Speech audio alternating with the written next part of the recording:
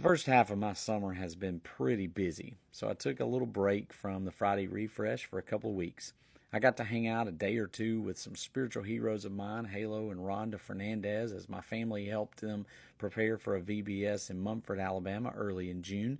Then Travis and I spent a little time in Lexington, Kentucky with the North Lexington Church of Christ for a mental health workshop.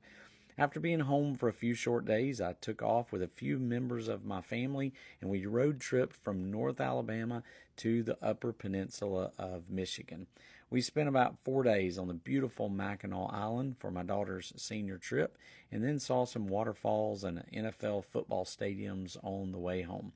After barely resting, we spent the week in one of my favorite places on earth, Maywood Christian Camp. Such great memories from over 30 straight years of spending a week of my summer there. So, in the month of June, I visited Tennessee, Kentucky, Indiana, Michigan, Wisconsin, and Illinois. I was within a few miles of some other states and the country of Canada.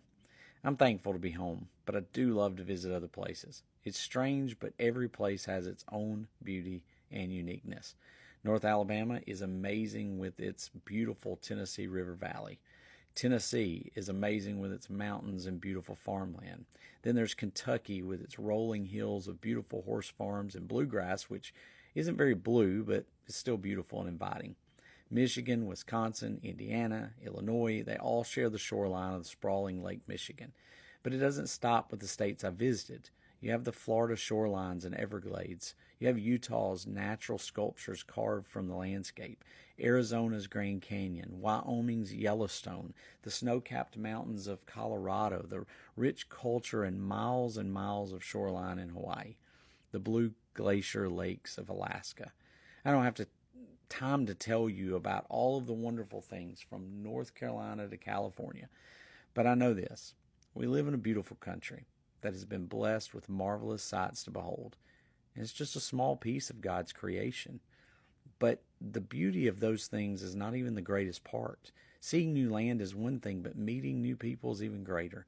There are amazing people all across this land that I'm proud to be a citizen of.